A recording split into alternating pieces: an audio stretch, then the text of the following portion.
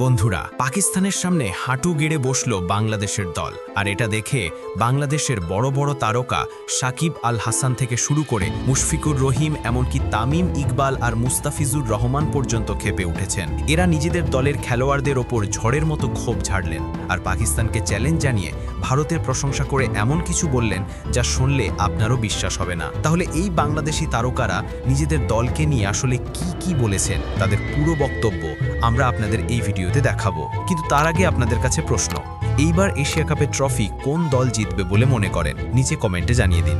বন্ধুরা, Asia cup 2025-এর super 4-এ পাকিস্তানের বিপক্ষে পুরোপুরি ভেঙে পড়ল বাংলাদেশ। হ্যাঁ বন্ধুরা, দুবাইয়ের মাঠে পাকিস্তান এমন এক করুণ হার উপহার দিল বাংলাদেশকে, যে কারণে খেলোয়াড় আর সমর্থকরা এখনও স্তব্ধ হয়ে আছে।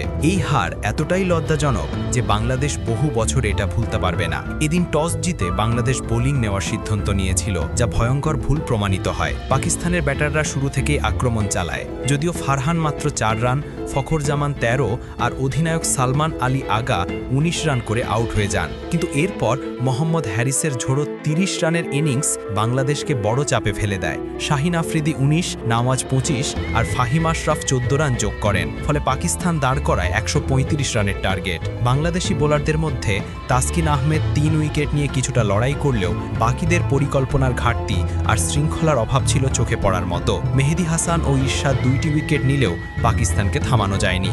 জবাবে ব্যাট করতে নেমে একেবারে ভেঙে পড়ে বাংলাদেশ।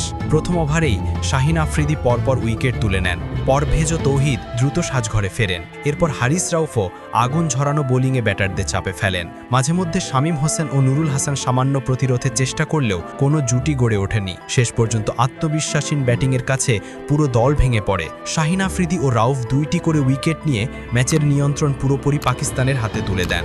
শেষ পর্যন্ত লজ্জাজনকভাবে হেরে টুর্নামেন্ট থেকে বিদায় নেয় বাংলাদেশ আর পাকিস্তান ফাইনালে জায়গা করে নেয়। এই হারে বাংলাদেশের ফাইনালের আশা ভেঙে যায়। পাকিস্তানের জয় হলেও আসলে বাংলাদেশ দলের দুর্বলতাই চোখে লাগে বেশি। কৌশল, ব্যাটিং আর বোলিং সব দিকেই ব্যর্থতা স্পষ্ট হয়। এই হারের পর বাংলাদেশের কিংবদন্তি খেলোয়াড়রা ক্ষোভ উগলে দেন। সাকিব আল হাসান বলেন, এই হার বাংলাদেশ ক্রিকেট ইতিহাসে এক কালো দাগ। পাকিস্তানের কাছে হারাটা সমস্যা নয়, কিন্তু কোনো লড়াই না করে হেরে যাওয়া ভীষণ লজ্জাজনক। আমাদের কৌশল শূন্য ছিল, টস জিতে বোলিং নেওয়াটাই ভয়ঙ্কর ভুল। ব্যাটিংয়ের অবস্থাও হতাশাজনক। লিটন না থাকা বড় ক্ষতি হলেও এটা কোনো অজুহাত নয়। ভারতকে দেখো, তারা সবসময় লড়াই করে জয় ছিনিয়ে আনে। মুশফিকুর রহিম বলেন, এই হার আমাকে বাংলাদেশি হিসাবে লজ্জিত করেছে। মনে হয়েছিল সুপার 4-এ এসে আমরা কিছু করব, কিন্তু আমরা কেবল সমর্থকদের হতাশ করলাম। জাকির আলীর কোনো পরিকল্পনা ছিল না। পাকিস্তানের ব্যাটাররা সহজেই আমাদের ভেঙে দিয়েছে। লিটন না থাকা ধাক্কা হলেও এটাও কোনো অজুহাত নয়। ভারতকে দেখো, তারা সবসময় দেশের জন্য প্রাণ দেয়। আমি চাই ভারত ট্রফি জিতুক। তামিম ইকবাল ক্ষোভে বলেন, এই হার বাংলাদেশ ক্রিকেটের জন্য এক চড়। কোনো লড়াই না করে পাকিস্তানের কাছে হারাটা আত্মঘাতী। জাকির আলীর নেতৃত্বে কোনো জেদই ছিল না। টস জিতে বোলিং নেওয়া ছিল বোকামি। আমাদের দল পুরো অপ্রস্তুত মনে হয়েছে। পাকিস্তানকে হারানো আমাদের দায়িত্ব ছিল, কিন্তু আমরা নিজেদেরকেই ধোঁকা দিলাম।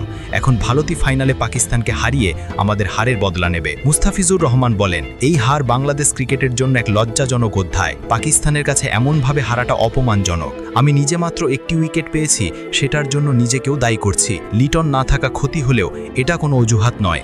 পাকিস্তানকে হারানোর সুযোগ হাতছাড়া করাটা আমাদের সবচেয়ে বড় ভুল।